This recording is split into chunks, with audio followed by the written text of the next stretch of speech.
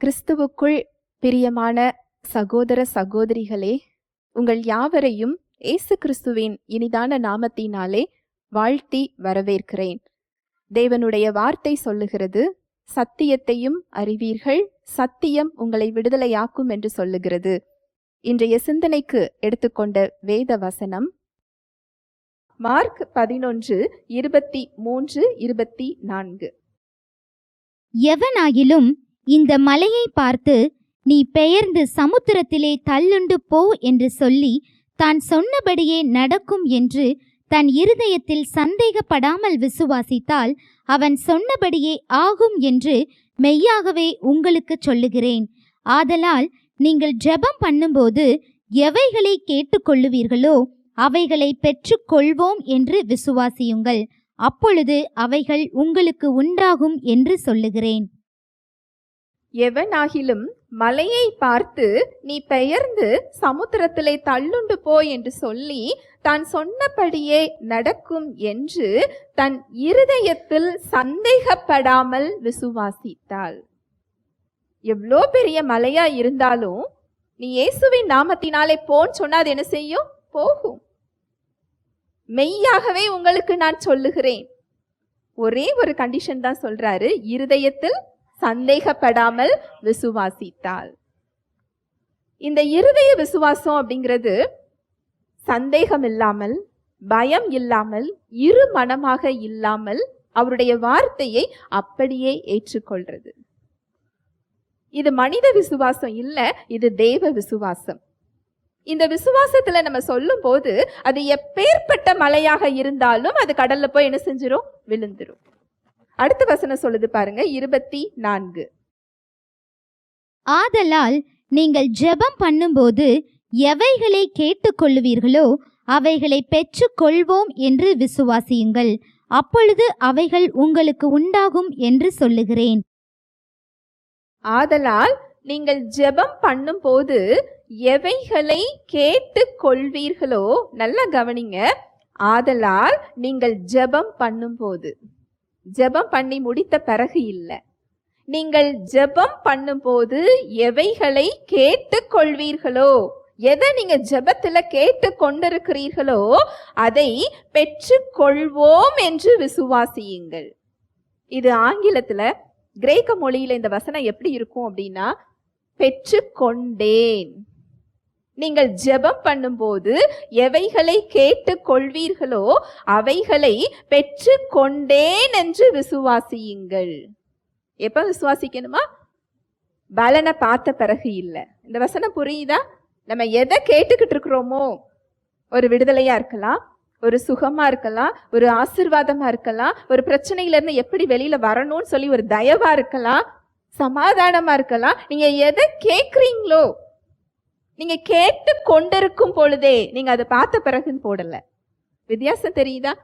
நீங்க ஜெபிக்கும் பொழுதே அதை பெற்று கொண்டேன் என்று விசுவாசியுங்கள், அப்பொழுது அவைகள் உங்களுக்கு உண்டாகும். ஆனா நாம என்ன சொல்றோம்? அதை பார்த்த பிறகு நான் என்ன செய்யறேன்? நம்புறேன். நம்ம எங்க தவறு செய்யறோம்னு புரியுதா? என் கண்ணால நான் அந்த விடுதலை என்ன செய்யணும்? பார்க்கணும்.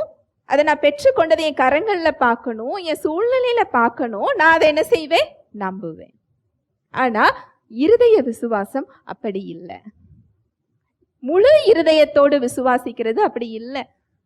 நீங்க ஜெபத்துல நீங்க பார்த்த பிறகு இல்லை, நீங்க ஜெபிச்சு முடிச்ச பிறகு இல்லை, ஜெபிக்கும் பொழுதே எதை கேட்குறீங்களோ அதை பெற்று கொண்டேன் என்று விசுவாசியுங்கள். அதற்கு பிறகு நீங்கள் என்ன செய்வீங்க? பெற்றுக்கொள்வீர்கள். இப்போ உங்க கையில ஒரு சாக்லேட் தரேன், உங்க கரங்கள்ல வாங்கின உடனே என்ன செய்வீங்க? நன்றி சொல்லுவோம் இல்லையா? நன்றி சொன்ன பிறகு என்ன செய்வீங்க? சாப்பிடுவோம். அப்போ நான் ஜெபத்துல ஒரு காரியத்தை குறித்து நான் அவர்கிட்ட கேட்கிறேன். கேட்டு கொண்டிருக்கும் பொழுதே அதை நான் பெற்றுக்கொண்டேன் என்று விசுவாசித்தால் என் வாயில என்ன வரும்? நன்றி வரும். இதுதான் விசுவாச ஜெபம். அவர்கிட்ட நம்மளுடைய தேவைகளை சொல்லிவிட்டு அந்த பிரச்சனைகளுக்கு அவர் வார்த்தை என்ன சொல்லுகிறதோ அந்த வார்த்தைகளை விசுவாசத்தோடு ஏற்றுக்கொண்டு அடுத்து நம்ம வாய் என்ன செய்ய ஆரம்பிக்கணும்? நன்றி சொல்லணும். அதுக்கு அப்புறமா தான் சூழ்நிலைகள்ல நாம என்ன செய்ய முடியும்? பார்க்க முடியும். நாம என்ன செய்யறோம்? ஜெபித்து விட்டு மறுபடியும் நம்முடைய பிரச்சனைகளையே என்ன செய்யறோம்? பேசுகிறோம். நம்ம ஒரு ஆராதனையில, ஒரு ஜெப கூட்டத்துல, ஆலயத்துல ஜெபிக்கும் போது மாத்திரம் அந்த ஜீவனை என்ன செய்யறோம்? கேட்கிறோம், பேசுறோம். ஆனா ஜெபம் முடிந்து எழுந்த பிறகு நம்முடைய வாய் எதை பேசுகிறது? நம்முடைய சிந்தனை எதை தியானிக்கிறது? அதை தான் நம்ம இருதயம் என்ன செஞ்சுக்கிட்டு இருக்கு? விசுவாசிச்சுக்கிட்டு இருக்கு. ஒரு நேரம் அது ஜீவனை பேசுது, ஒரு நேரம் அது என்ன பேசுது? பயத்தை பேசுது, மரணத்தை பேசுது, குறைகளை பேசிக்கிட்டு இருக்கு. அதனாலதான் நம்ம ஜெபிக்கிற காரியத்துக்கான விடுதலையை நம்மளால என்ன செய்ய முடியறது இல்ல? பார்க்க முடியறது இல்ல. இந்த பெற்றுக்கொண்டேன் அப்படின்னு விசுவாசிக்கிறது தான் இருதய விசுவாசம். இது நான் பெற்றுக்கொண்டதை பார்த்த பிறகு இல்ல, நான் ஜெபிக்கும் பொழுதே.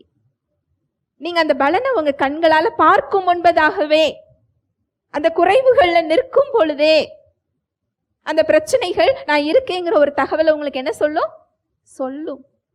அது நோயாக இருந்தால் அந்த வலி உங்களுக்கு என்ன செய்யும்? வரும். பிரச்சனையாக இருந்தால் அந்த பிரச்சனையில் உள்ள இடி, முழக்கம், புயல் அதெல்லாம் காதுல என்ன செய்யும்? கேட்கும். அது கேட்டு கொண்டிருக்கும் போதே நான் பெற்றுக்கொண்டேன்னு நான் என்ன செய்யணுமா? விசுவாசிக்கணுமா? ஹல்லேலூயா, பிரைஸ் தி லார்ட். பரிசுத்த ஆவியானவர் தாமே தேவ வார்த்தையோடு கூட உங்கள் யாவரோடும் இடைப்பட்டார் என்பதை விசுவாசிக்கிறேன்.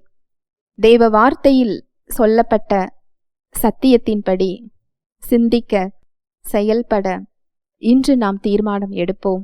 தேவனுடைய கிருபையும் சமாதானமும் உங்கள் அனைவரோடும் கூட என்றைக்கும் இருப்பதாக. ஆமேன்.